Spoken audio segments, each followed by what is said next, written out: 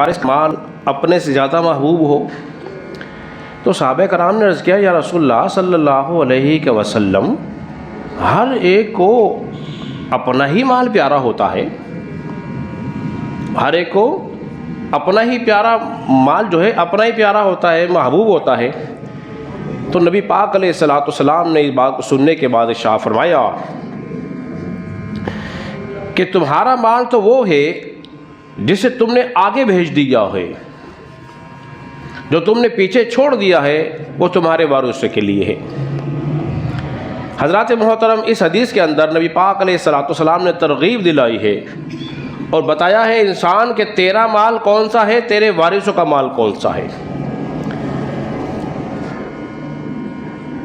اور اس بات کی ترغیب دلائی ہے کہ تو سمجھ رہا ہے کہ تو اپنے پیچھے مال کو چھوڑ جائے گا، وہ تیرا مال ہوگا، وہ تیرا مال نہیں ہوگا، تیرے وارثوں کا مال ہوگا۔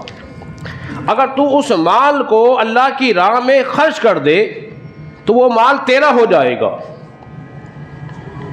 تیرا ہو جائے گا۔ کسی کے پاس ایک درہم تھا، کسی نے پوچھا یہ درہم کس کا ہے؟ اس نے کہا میرا ہے۔ فرمایا تیرا نہیں ہے، اگر تو چاہتا ہے یہ درہم تیرا ہو جائے؟ اس نے کہا ہاں۔ فرمایا اس کو راہ خدا میں خرچ کر۔ جب تو راہ خدا میں اس کو خرچ کر دے گا تو یہ درہم تیرا ہو جائے گا، تیرے لیے جمع ہو جائے گا، آخرت کا ذخیرہ بنے گا۔ دیکھیے، جب انسان کا انتقال ہو جاتا ہے اس کے ساتھ تین چیزیں جاتی ہیں، اس کا مال، اس کے دوست احباب، عزیز وقارب اور نیک اعمال۔ دو واپسی آ جاتی ہیں، نیک اعمال اس کے ساتھ قبر میں چلے جاتے ہیں۔ اگر انسان یہ سمجھ رہا ہے کہ میں مال کو چھوڑ جاؤں، کس کے لیے؟ اپنے ورثاء کے لیے، تاکہ وہ تنگ دستی کا شکار نہ ہو، ان کے کام آئے، تو یاد رکھ لیجئے اس کا پھر کامل بھروسہ اللہ کی ذات پر نہیں ہے، اس کا کامل بھروسہ اللہ کی ذات پہ نہیں ہے۔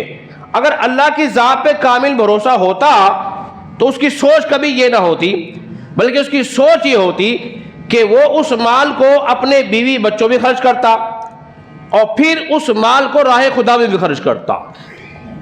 وہ ذہن میں رکھی وہ روایت بھی، نبی پاک علیہ الصلوۃ والسلام ایک کے پاس گئے، آخری وقت تھا، اس نے پوچھا رسول اللہ صلی اللہ علیہ وسلم کتنا مال خرچ کروں؟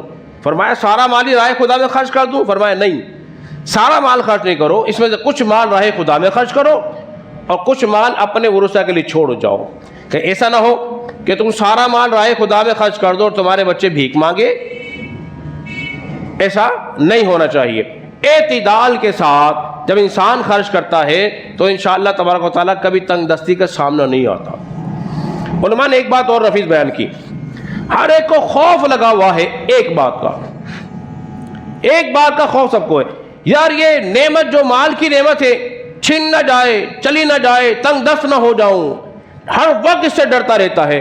علماء بیان فرماتے ہیں اے کاش بندے اگر تو اتنا اللہ سے ڈر لیتا جتنا تو مال کی تنگی سے ڈر رہا ہے تو پھر تیری کیفیت اور تیرا مرتبہ کچھ اور ہی ہوتا۔ تو ہمیں رزق کی تنگی کا خوف بولیے نہیں ہونا چاہیے۔ کھلانے والا کون ہے بولیے؟ اللہ ہے۔ تو اللہ پہ کامل بھروسہ اور ایمان رکھے۔ بس آخری بات کر کے اپنی گفتگو میں ختم کر رہا، کم سے کم تنگ دست بھی وہ راہ خدا میں خرچ کر سکتا ہے۔ کس طرح؟ اپنی ضرورت کو پورا کرنے کے بعد وہ اپنی آمدنی دیکھے اور آمدنی دیکھنے کے بعد 10 روپے روز اگر وہ بچا کے اپنے پاس رکھے، ایک باکس بنائے جسے ایک چندہ باکس کہتے ہیں، روزانہ 10 روپے اپنی طاقت کے مطابق ڈالتا رہے۔ مہینے کے کتنے ہوں گے بولیے؟ 300 روپے۔ اس 300 روپے کو آپ مسیح میں دے سکتے ہیں، مدرسے میں دے سکتے ہیں، کسی غریب کی مدد کر سکتے ہیں۔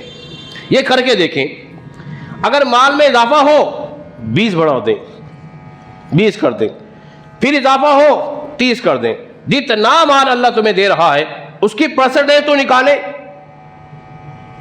جتنی آپ کی آمدنی اس کی کچھ پرسنٹیج نکالیں، 1%، 2%، 3%، 4%۔ جب اس طرح نکالیں گے نا، ایک کے بدلے اللہ تبارک و تعالیٰ 10 عطا فرمائے گا۔